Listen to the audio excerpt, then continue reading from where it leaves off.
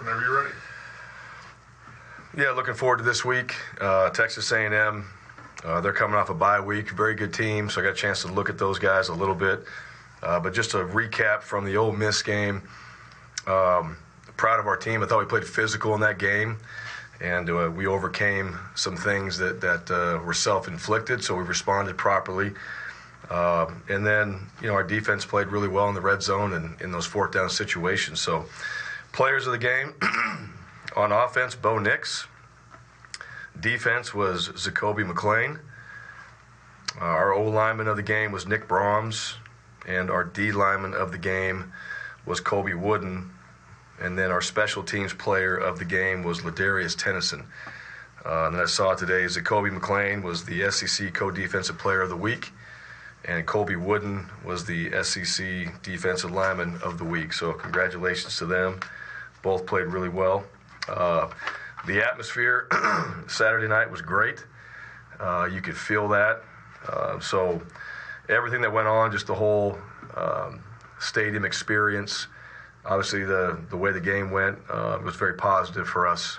So much appreciated from our fans, and certainly I know our players were excited about that. And, that's one of the great things about playing at Auburn is you're going to have that type of support and that type of atmosphere. And it was good to go out there and play some good football against a good team.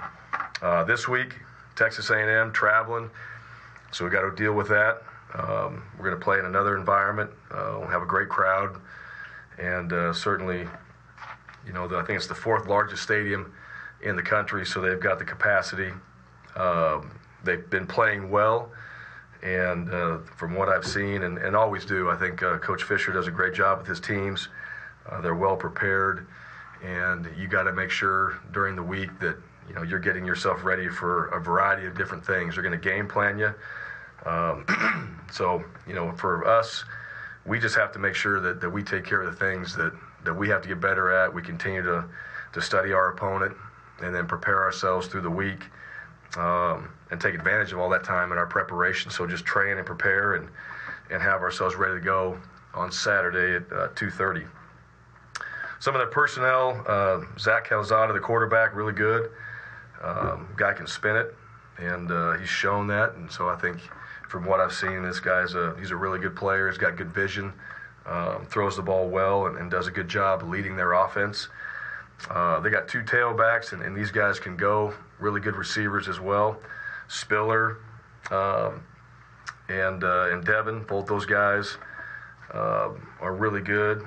And just looking at their stats, from what they did in the pass game as well, those guys stand out. So good runners, really good in the pass game, and both guys that, we got to be prepared for and we're going to see in the game. And then Smith, their wide receiver, so he's leading them with 31 catches, and he's really good. So does things on special teams as well. So these guys are explosive on the offensive side, and they're going to put you in a position where you got to, make sure you understand what you're doing on the defensive side and your rules, and then play at a fast pace, just with the way that they're able to explode on the offensive side. So defensively, really good. They got 8 returning starters on defense, second in the SEC in scoring defense. These guys have done well with sacks. They're playing really well on D. Done a good job on third downs. So guys that stand out there, Leal, their D tackle. This guy was a preseason All-American first team. Hansford, their linebacker, 55 tackles. So he's all over the place, plays fast. O'Neal Jr., their free safety, 33 tackles, got a couple INTs, 5 pass breakups. These guys are making plays on the defensive side, and they're all over the place. So they've done a good job with getting those guys in position to make those plays, but I'm sure these guys have worked really hard to do that. So really good on that side of the ball as well. Special teams all around, very solid. They're explosive. They got returners that can go, that you got to be prepared for, so you got to cover. We're going to get multiple looks, from their punt team and in some different areas. So we just got to be on point on special teams. And that was an area for us in the last game. We had some penalties.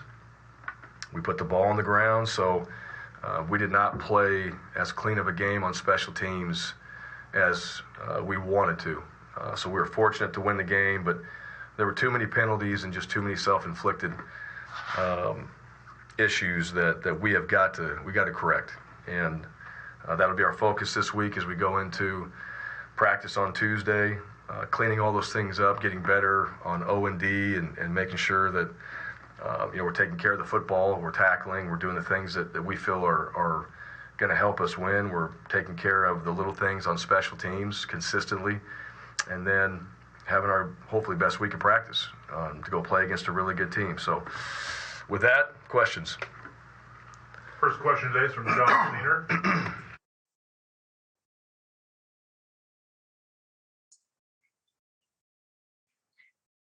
Go ahead, John. Or not. There, John. All right, we'll skip ahead to Michael Gittens. Hey, Coach, you've talked repeatedly about starting fast on offense. You guys were able to do that Saturday, but things kind of slowed down offensively in the second half.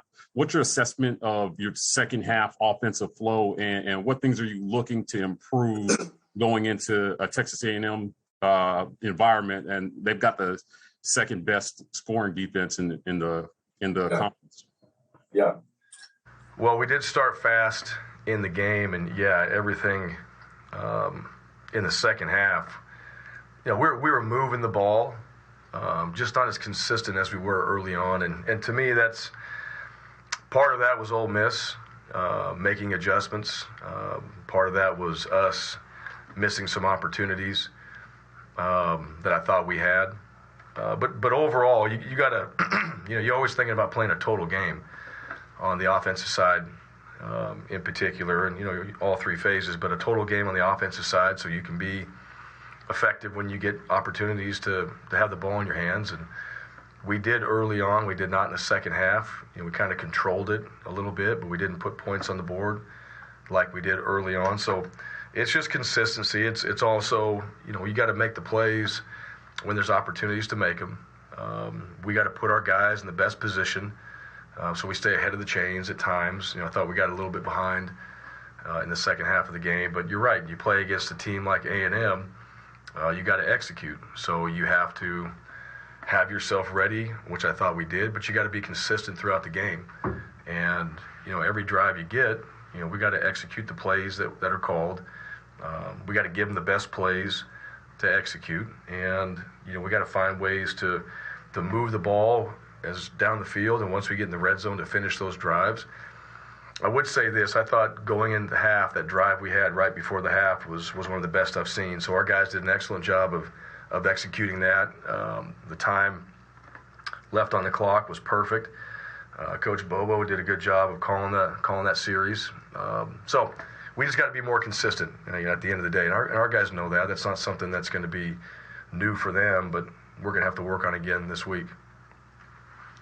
All right, we'll go back to John Cedar. Hey, Coach. Hopefully the microphone is working this time. Gotcha. What has changed or clicked for Bo Nix since that Georgia State game? And he seemed to not only handle that the way you'd want, but he sustained it ever since. Yeah, I think like a lot of our guys, I think more players on this team are showing some consistency week to week. And I've said it before, Bo is always prepared well. He works hard, so it's never been that. And I also think it's guys around him too. I mean, at the quarterback position, it's not just you; it's the guys around you. You have to have protection. You got to have, a decent run game that will help you. You got to have wideouts that are going to make plays and can catch the ball. So I don't know if it's so much just one guy as it is multiple players just improving their game and being more consistent weekly. And Bo's going to be a recipient of that. Being at the quarterback position. There's plenty of things for him too. He's still got his deals every week that we work on and focus on, and just like everybody else. But I think the consistency of his preparation, his practice habits, the guys around him, those have all gotten better. And so I think that shows up that, your quarterback's going to look better out there. And the other part with Bo is, he shows up every single week. I think in his preparation too, all the behind the scenes stuff that nobody sees, he's improving on that as well. It's just, it's maturity. It's playing the game. It's being in this offense now and kind of figuring out how it really is going to look at times. And that just takes time. But his effort, everything else you want from a player has always been there. And now just as we go through it, guys around him, himself, just getting better at what we're doing. Brian Stoll. Ryan, first, happy birthday. Hope you enjoyed the day. Second, you always preach this 1-0 mentality. After a big win like this against Ole Miss and a great atmosphere and things like that, how do you kind of flip the script and focus on what's to come at Texas A&M and keep the players focused on the task at hand? Yeah, just watch the film. I mean, really, just pop on the film and watch Texas A&M. If that doesn't have their attention, we're going to get beat. Simple as that. They're a good football team, and we're working every day to get, like you said, yeah, it's an everyday thing. It is a process through the season where everything that we do, Sunday is important for this reason. And Sunday leads into Monday, and Monday leads into Tuesday. Like, they all kind of lead into each other.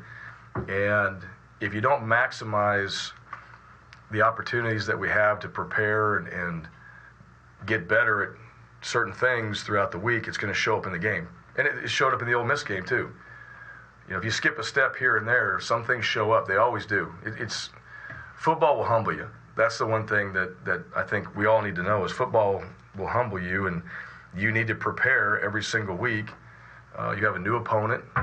We do some things the same way week in and week out, but it's kind of that routine versus commitment a little bit.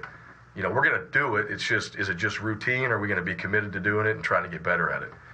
And that's really the challenge. I don't think that's a football thing. I think that's kind of just in life every day, right? You wake up, you have a purpose, you want to get better at something, you work at it. And at the end of the day, you feel like you've accomplished something, and you feel fulfilled, like you got some things done. So that's what we're trying to do each and every day is just, make those little strides. And our opponent is different.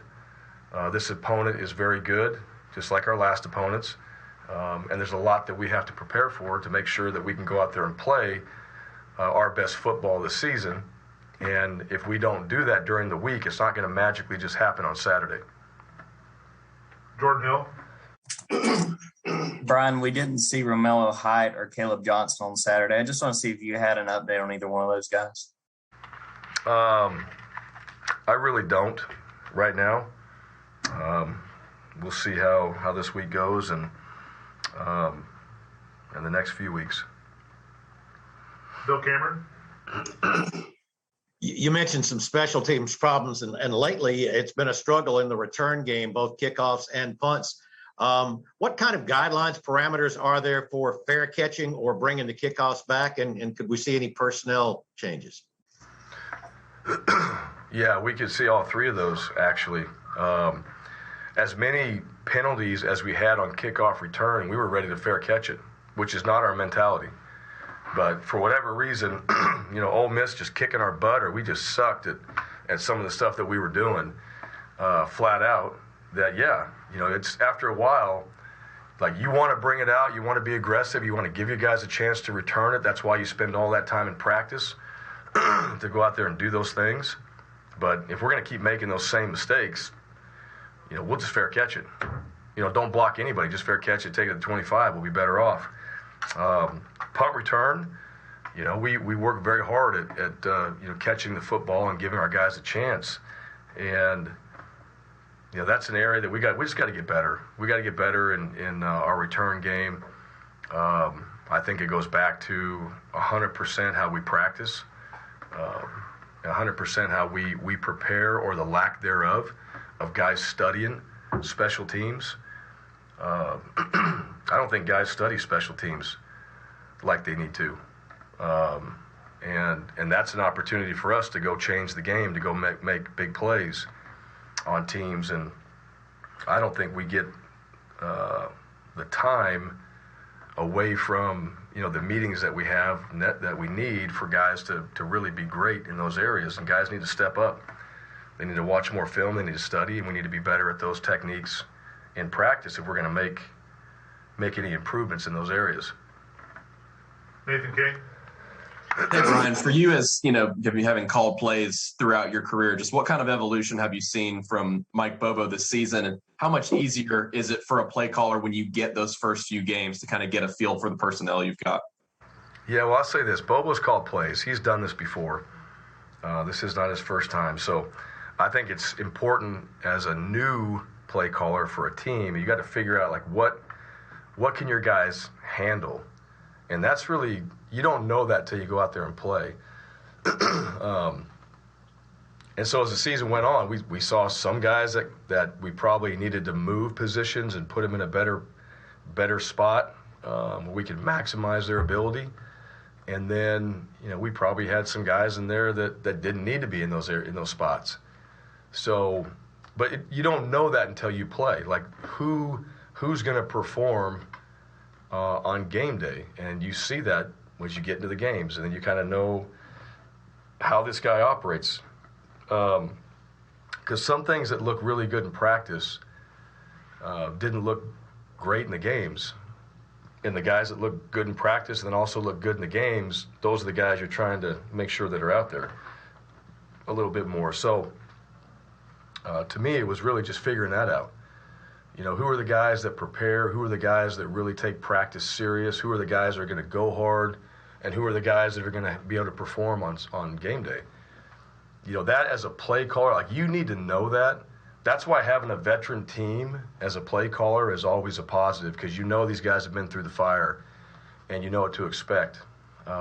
We've never called plays in real games until this year with this group. So, it just takes a minute. And I also think, too, as a play caller, your team evolves as well, and other guys get better. And so you also got to constantly be looking on your team who can help.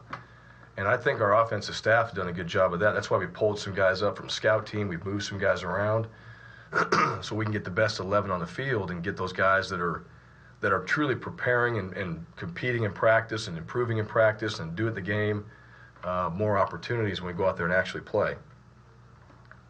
Philip Marshall.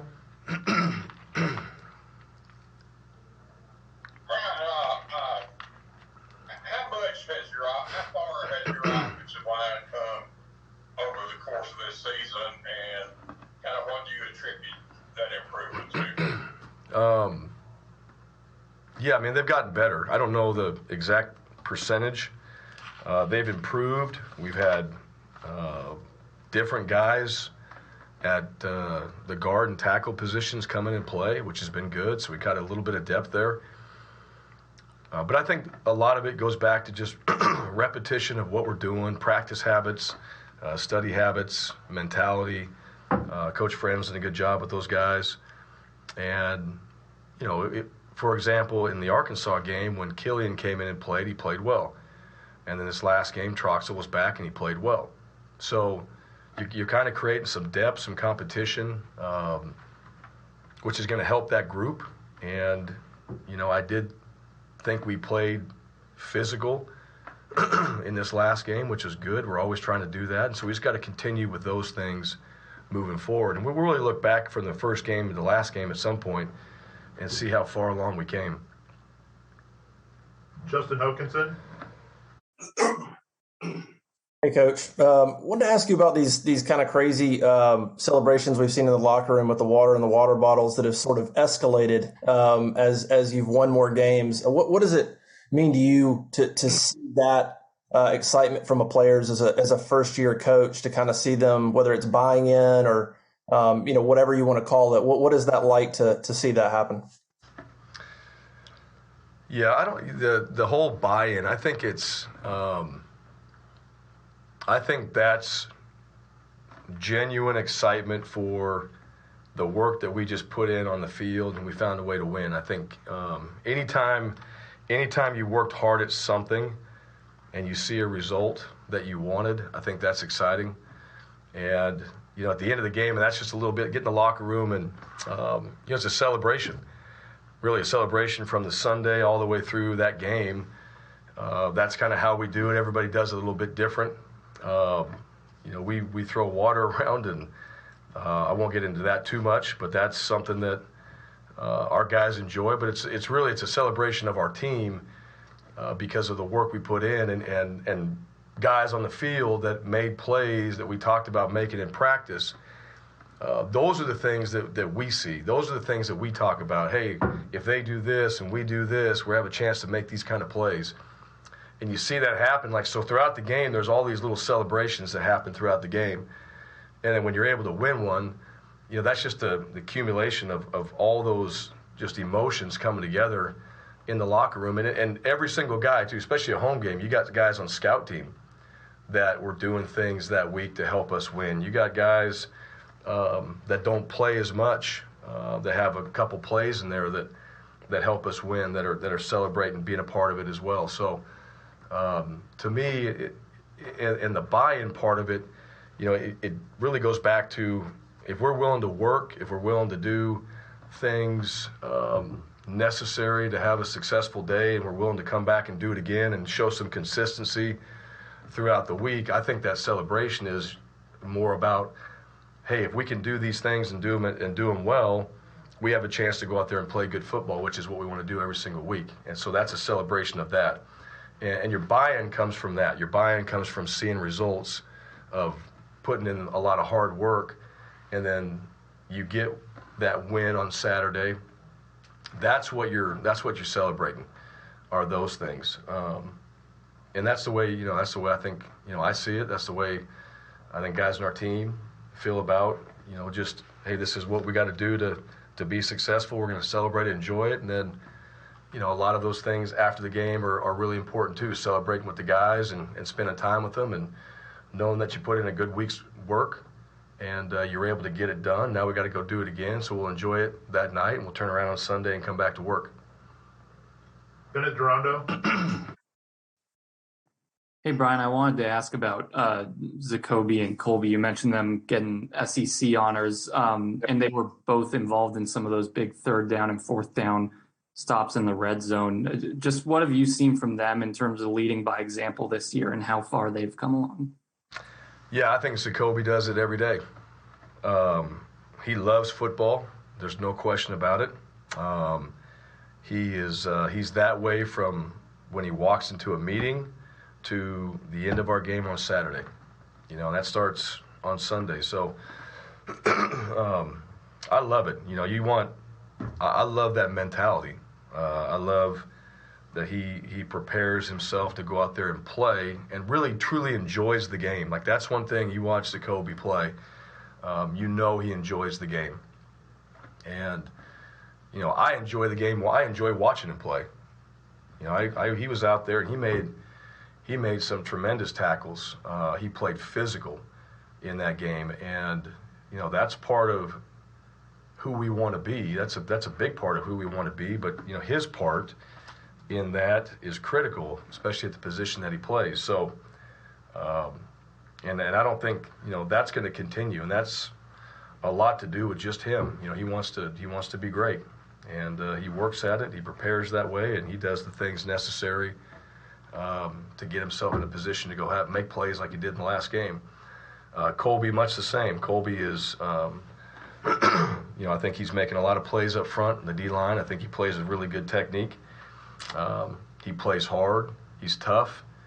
And he does that throughout the week as well. So another guy that shows up every day. I think he's got an intensity about him when he gets in meetings, when he gets into practice, that shows up each day, and then obviously shows up come game time. So those are two examples of players that, in my opinion, prepare themselves and have a level of intensity that I think you need to be ready to go play, so that you can go perform on Saturday. So when you step on that field that you're ready and you've done the work, you've done everything up to that point that you need to do, and this is about performing and going out there and playing your best football on game day. And anybody that does anything, if you want to be great at it, that's the formula. You got to have those things. You got to have that work ethic. You got to have that level of intensity, and then you got to be ready to perform. Because otherwise, if you don't do that, the moment gets too big, and all of a sudden, it's not about going out there and performing and having that edge to you. Now it's about being overwhelmed and having too much anxiety because you didn't prepare properly. So, that's what shows up, and that's why they get awards like this, because they do things a certain way, and you're going to get awarded. You're going to get awards like this. You're going to get recognized for things like this when you do things properly to get yourself ready to play. Mark Murphy. Yeah, Coach, could you talk about Oscar Chapman's punting? And I wanted to check to see how Zion Puckett's doing. Yeah, Zion's, I think he's doing fine right now. I'll know more tonight. We have our meetings. We'll talk about that this evening. So don't really have anything for you there. Nothing season ending, so we'll see where he's at. And then you're asking about Oscar? Yes. Yeah, he's done Oscar, he's been pretty consistent for us. He's been able to help us win the field position battle at certain times in the game when we get a chance to get him out there. And, he again, I know at the punter position, it's not one that you get to see all the time, but he does really prepare himself for practice. And the days that we do punt, he's on point. It's not just out there just punting the ball and hoping that it goes in the direction that you want it to, or hits the yard line or the area that you want it to. He's pretty locked in into doing those things the way we need him to do it. And he's very talented. That's one of the things too. I've never been a kicker. Have no idea how you can place a ball or kick a ball or do all those things like some of these guys do. And he's ultra talented when it comes to being able to punt it and place a ball and do some of the things that he does and have a little sense of urgency if he feels pressure and getting the ball out. So he's definitely a weapon and a guy that has helped us this season so far, and we're going to need that again. We're going to need the field position, so he's going to have to keep doing what he's doing. Our last question, Coach, comes from Tobias Wilborn. Oh, geez, no pressure. Hey, Coach, how you doing, man? Good. Good. Thanks for the time. Roger McCreary, he had a bunch of big plays in that game. What have you seen with him, not only in that game, but just overall as he continues to develop? Yeah, again, just a level of intensity and focus that when he's preparing himself throughout the week shows up in the games. Again, another determined individual on this team that wants to improve, that wants to learn, that is still, in my opinion, and I've said this before, is still improving. I think he's seen, what he can do in games, and he's obviously made plays, and he's been very good for us. And now, all right, let's take the next step. What can Roger do now? What can he do better? Coming up this week, how can he spend a little bit more time, or what can he study to be a little bit more deliberate on what he wants to get done, or practice habits, whatever it is.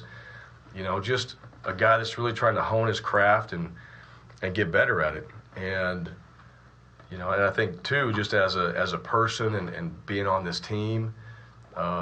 His personality shows up, and there's a lot of positives from that standpoint. So, there's just a lot of little things over the course of, several months that he's getting better at. It's helped our team. It's showing up on Saturday, and at the same time, there's still more to come. There's still more that he can do, and as long as that still remains his focus, then. Expect him to keep getting better and making plays and improving on the position that he plays and helping our team go out there and win ball games. All right, Coach. Appreciate your time today. Thank you. Okay, thank you.